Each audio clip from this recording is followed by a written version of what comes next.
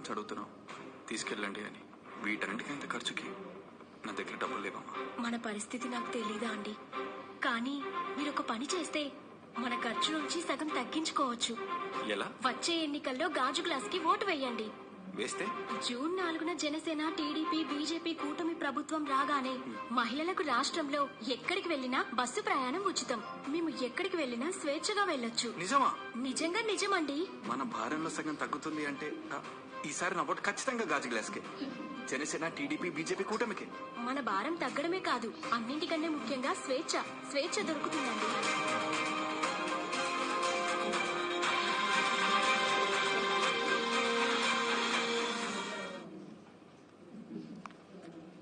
చూసారండి అందరూ?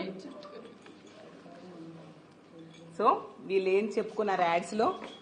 తిరుపతి, కాణిపాకం, శ్రీకాళహస్తి, విజయవాడ, అన్నవరం, సింహాచలం, ఈ మొక్కులన్నీ కూడా కూటమి ప్రభుత్వంలో అభ్యర్థులకి, కూటమి వాళ్ళకి ఓట్లు వేస్తే ఆ ప్రభుత్వం జూన్ 4వ తేదీన వచ్చాక మొక్కులన్నీ ఫ్రీగా తీర్చేసుకోవచ్చు అనేసి.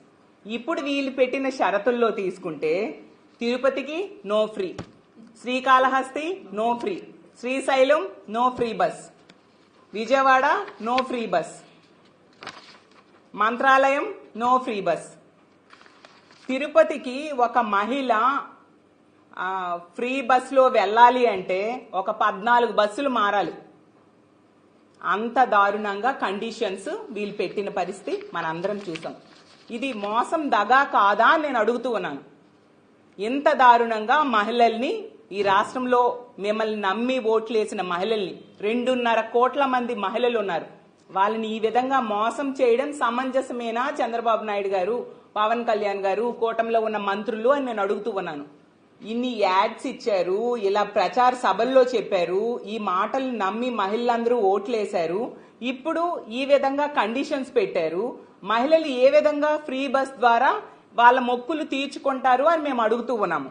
అలాగే తీసుకుంటే ఈ ఫ్రీ బస్ అయ్యే ఖర్చు నెలకి 300 కోట్లు, అంటే ఏడాదికి 3000 కోట్లు. ఈరోజు చంద్రబాబు నాయుడు గారు, పవన్ కళ్యాణ్ గారు, లోకేష్ గారు స్పెషల్ ఫ్లైట్స్ లో తిరుగుతున్నారు. దానికి ఎంత ఖర్చు అవుతుంది? మరి ఆ ఖర్చును వీళ్ళు తగ్గించుకుంటే ఆ డబ్బులతో ఫ్రీ బస్ ఇవ్వచ్చు కదా. ఈ రాష్ట్రంలో ఉన్న అన్ని బస్సులకి, అన్ని రకాల బస్సుల్లో కూడా మహిళలు ఫ్రీగా ప్రయాణం చేసే అవకాశం మీరు ఇవ్వచ్చు కదా. మరి ఆ మహిళలు ఓట్లేస్తేనా మీరు పదవిలోకి వచ్చి ఈ సౌకర్యాలన్నీ ఈ రోజు అనుభవిస్తూ ఉన్నారు కదా.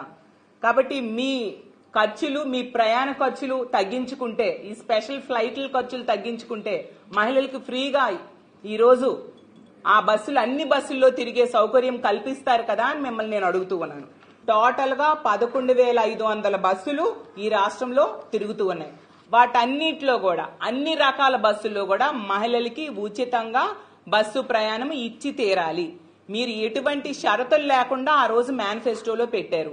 ఇప్పుడు షరతులతో పెట్టడం ఎంతవరకు సమంజసం? దీన్ని మేము అంగీకరించట్లేదు. ఖచ్చితంగా మహిళలకి అన్ని బస్సుల్లో ఫ్రీ బస్ సౌకర్యం వచ్చేంత వరకు మేము మహిళల తరపున పోరాటం చేస్తామని తెలియజేస్తూ ఉన్నాను.